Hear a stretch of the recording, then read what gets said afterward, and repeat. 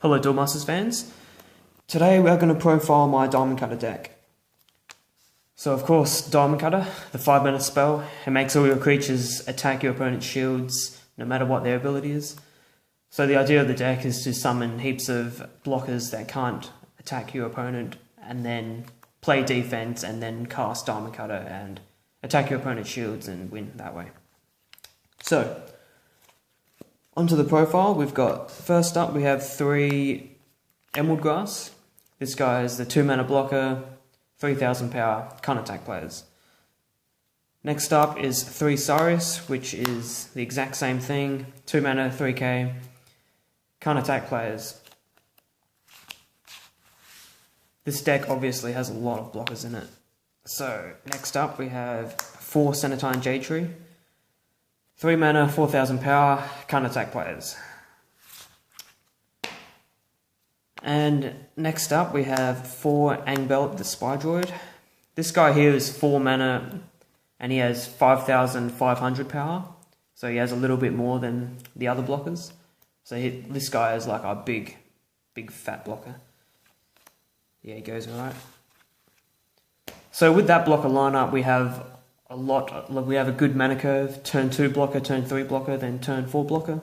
So your opponent is going to be struggling to break your shields, which is good.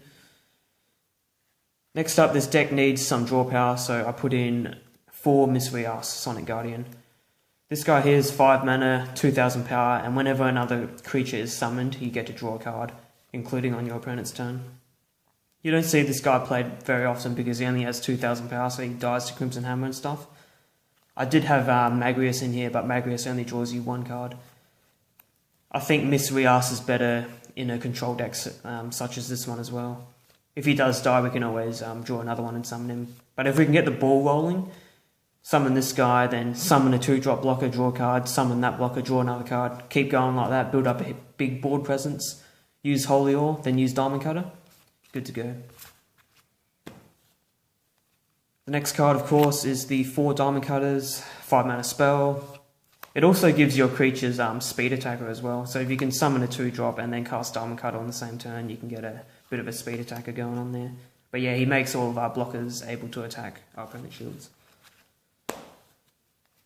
The last light spell, of course, is 4 Holy Ores. Because we're building up a big board presence, we can summon heaps of creatures, cast Holy Ore, and then just kill all of our opponent's creatures. So Holy Ore is really good. Good shield trick as well. And the last light cards are 2 Syforce Aurora Elementals. This guy here, I always thought was a good card, but I didn't know what sort of deck to put him in, but he works well in this deck. So he's 7 mana, 7000 power, double breaker with blocker, and when you summon him, you can return a spell card from your mana zone to your hand, so it's really good for getting back Holy Ores or Diamond Cutters that you put in your mana zone early. And he's also just a big beat stick. He's basically, a pseudo finisher of the deck as well. So he can double break if you can't, if you're not able to cast Diamond Cutter, you can use this guy just to double break and all that good stuff. Now this deck originally was a mono light deck, but the way it was so passive until I found this card here. 4 Slime Veil. I think this card here basically makes the deck. It's a 1 mana darkness spell, and it says during your opponent's next turn, all of his creatures must attack if able. So because we're summoning so many blockers, your opponent's not gonna attack basically, but when you cast Slime Veil, they're forced to attack. So all your opponent's creatures are just ramming into all your blockers, so you can clear out your opponent's board that way. And this card makes the deck a lot less passive. So yeah, Slime Veil, definitely a good card.